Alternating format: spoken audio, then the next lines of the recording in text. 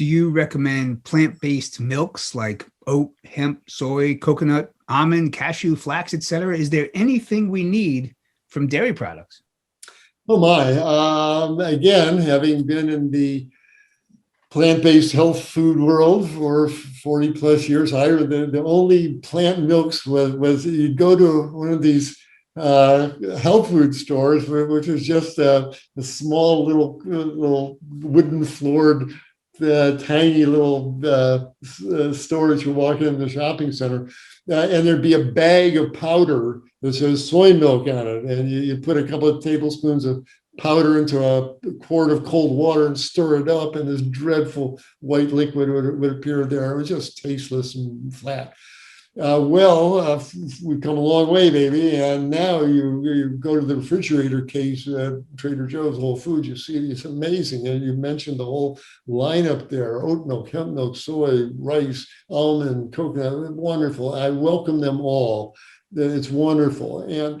But a couple of caveats about that. One, these are treat foods. They're not drinking beverages. The main drinking beverage is water, and you want to have 2-3 good glasses of water a day. Okay, these are, again, similar to the vegetables. They're treat foods. They're half a cup on your cereal, a little splash of the creamer in your coffee or your tea. That's how they should be used. My wife and I, our favorite dessert in the evening is a cup of blueberries or raspberries, and we'll put some hemp milk or oat milk on that. That's the way these should be used. And if you're using it on that level, pick the one that's that pleases your palate the most. Yes, there's so different. There's the whole thing. Almonds use up too much water, and there's phytoestrogens in the soy, and those are both, I think, minor considerations. But any question, then go with the hemp milk or the oat milk. They're really benign. They don't have any of the PR baggage attached to them. So do a little research, but the general answer to your general question is yes, I think they're wonderful products, and I'm very glad they're around. And it certainly made my breakfast a lot more interesting. I put an oat milk on my oatmeal these days. Does sugar make you fat? Does it age you? No, and yes, the two. Does it make you fat? No, for the reasons that I mentioned. Most of the sugar energy is burned off as heat. But if you eat it in the presence of fat, yes, in that way. But it's the fat making you fat. The sugar makes you store it, but it's the sugar itself isn't turning into fat.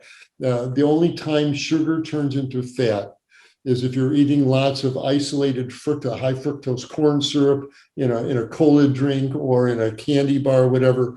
That the liver can turn into triglycerides, a form of fat, and yes. The fructose, especially the isolated fructose, not in whole fruit, but isolated fructose can raise your triglycerides. That's true. So it won't make you fat, but it'll raise your blood fats that can damage your arteries. Yes, that's true. But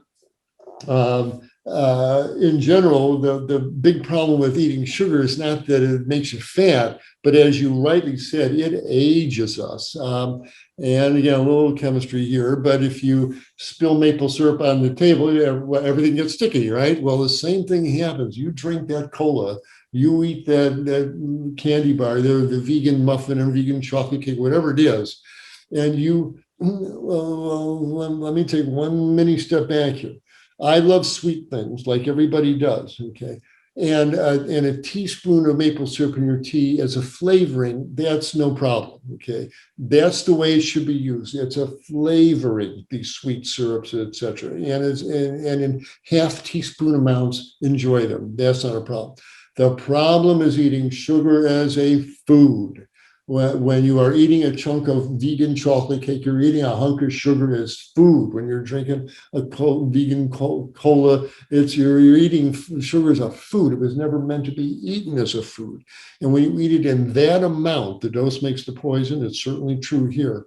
You eat that much sugar as a food, you flood your tissues with sugar.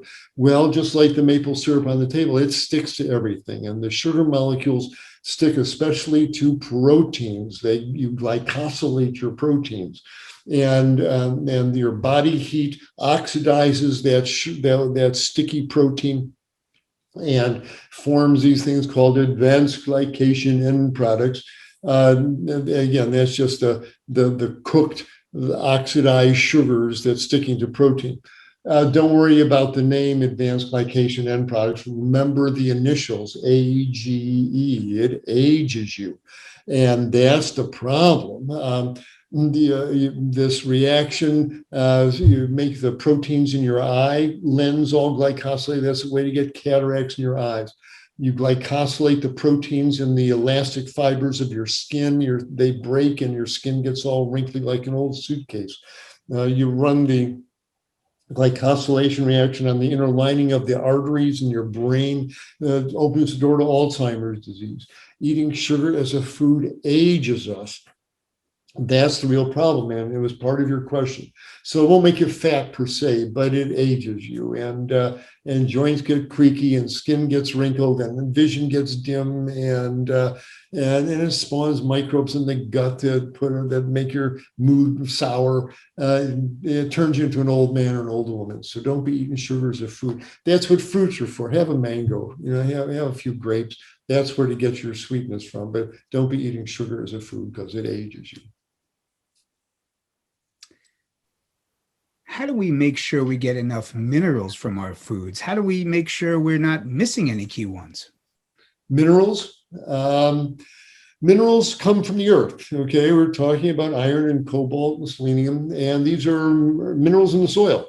And guess what? How can we get minerals in soil into our body? Eat the plants who grow in that soil, and that's the beauty of a whole food plant-based diet. Absolutely, the roots of the plants take up the minerals, and some of them can really be challenging for us. Zinc is important in so many enzyme reactions in our body, our skin, our hair, etc. And it can be a little challenging. So that's why you want to eat those beans and lentils and whole grains, absolutely. But a particular type of vegetables that really have great exposure to the soil minerals are the root vegetables that grow under the ground. They're surrounded by the soil. So sweet potatoes and turnips and carrots have a great role in our diet. They're rich sources of minerals. So eat the grains and legumes and the root vegetables daily, really. And you ought to be able to get all the minerals that you really need. That said, there can be a couple that's a little challenging. One is called selenium that we need, and they're found in Brazil nuts. And a couple of Brazil nuts every day, every other day, smart idea.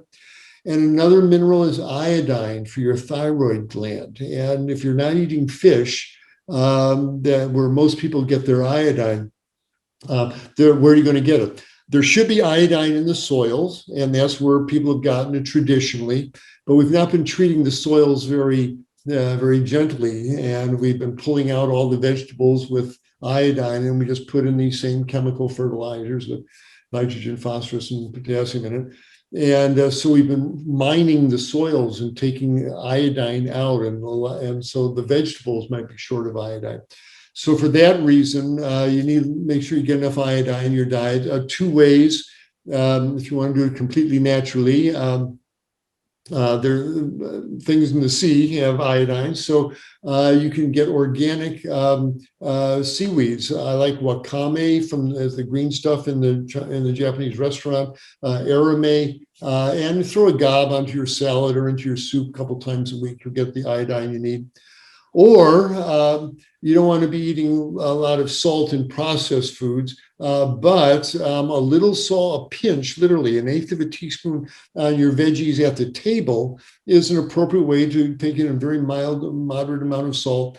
And it should be iodized salt, even iodized sea salt. So there's another place you can get some iodine. So those are the three ones: the zinc, selenium, and iodine. So as long as you cover those, eat lots of root vegetables, lots of legumes, you ought to be fine as far as the minerals go.